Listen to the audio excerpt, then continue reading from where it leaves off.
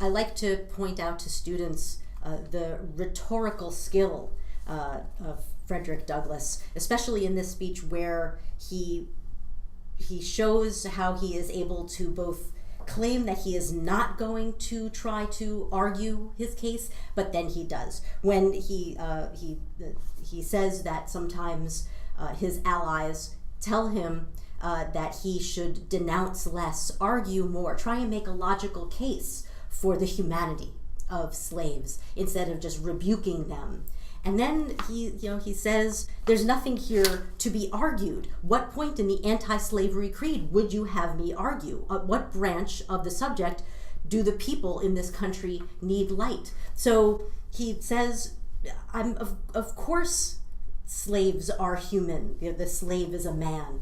And to even ask me to try and argue that point is insulting and offensive.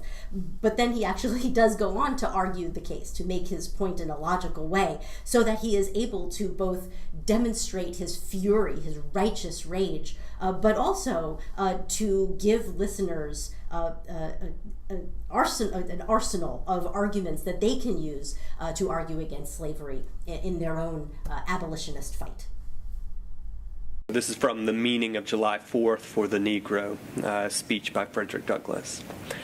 At a time like this, scorching irony, not convincing argument is needed. Oh, had I the ability and could reach the nation's ear, I would today pour out a fiery stream of biting ridicule, blasting reproach, withering sarcasm, and stern rebuke, for it is not light that is needed, but fire. It is not the gentle shower, but thunder. I think this quote is so important and powerful because Douglass is based very much, he's rooted in an Enlightenment type thinking where logic and science are so important, but here he's saying at a certain point when things are so obvious, and in this case that slaves are human beings, that there's no point in making argument, that you only are suffering fools when you try to argue with someone who's denying the obvious. And so even for someone who over and over again uses logic in this speech even, he's showing that at a certain point, irony, throwing it in someone's face, is really what's needed. I think one of the strongest quotations comes from his fight against his most brutal overseer, Mr. Covey. And the quote is, "However long I might be a slave in form, the day had passed forever when I could be a slave in fact." The quotation that starts this episode, I think, is also very significant when he tells the reader, "You have seen how a man was made a slave. Now you will see how a slave was made a man."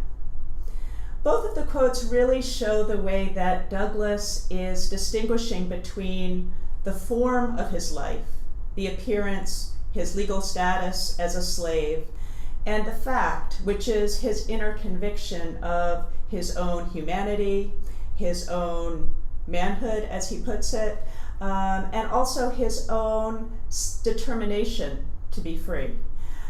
So it's really the clearest statement against the brutal conditions that he had to endure by Mr. Covey, who would do things like work all the slaves from the time they woke up until midnight while he took a nap in the afternoon.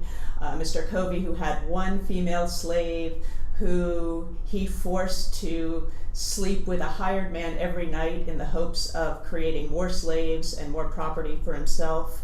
Overall, he was just a small-minded, petty, brutal person. And Douglass's narrative, his story of his struggle to free himself from Covey, reveals all of the most dehumanizing aspects of the slave system.